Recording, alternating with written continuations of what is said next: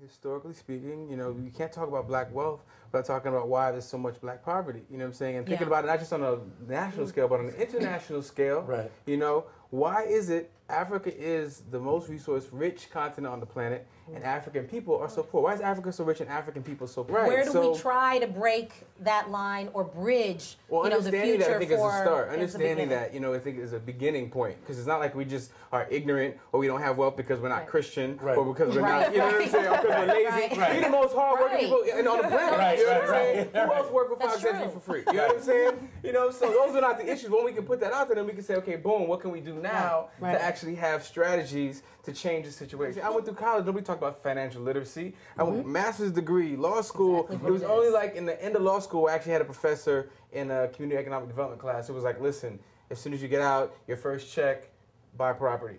You know what I'm saying? Property is, you know, a worthwhile investment. That the mansion, everybody have a mansion lifestyle, everybody sip Cristal and have $200 sneakers. What, you don't? That's unsustainable. You know what I'm saying? You know, that idea is completely unsustainable. And as the world begins to try to emulate those American values through globalization, we're realizing more and more that the project of an empire that America is at the forefront of is not one that is sustainable on a global level. You know, so I think we do have individual agency. We do need to think on an individual level how we can change the situation. I think we but there's also systemic forces at play. And you know, we have to acknowledge both of those. If we forget one or the other because we are so conservative or so liberal that we can't see how the two intersect, we're afraid to talk about like our financial situation now. We're also afraid to look at our financial history. You know what I'm saying? When we look at like and criticize the materialism in hip hop and how everybody's wearing, you know, bling, gold, and diamonds. You know, where did that come from?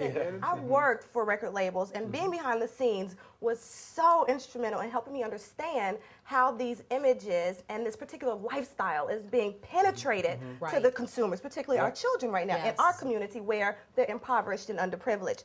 All of those things are rented, all the way down to the cubic zirconia that's blinging that they think are real diamonds. Is this selling people this Horatio Alger capitalist American dream? Everybody can make it. What about, hold on, Tony, what about the folks who don't see it as a possibility that they're going to retire at 30, that buying property is not like snap your fingers and it just materializes? Well, that's not what these people are doing. Is this a viable dream for everybody?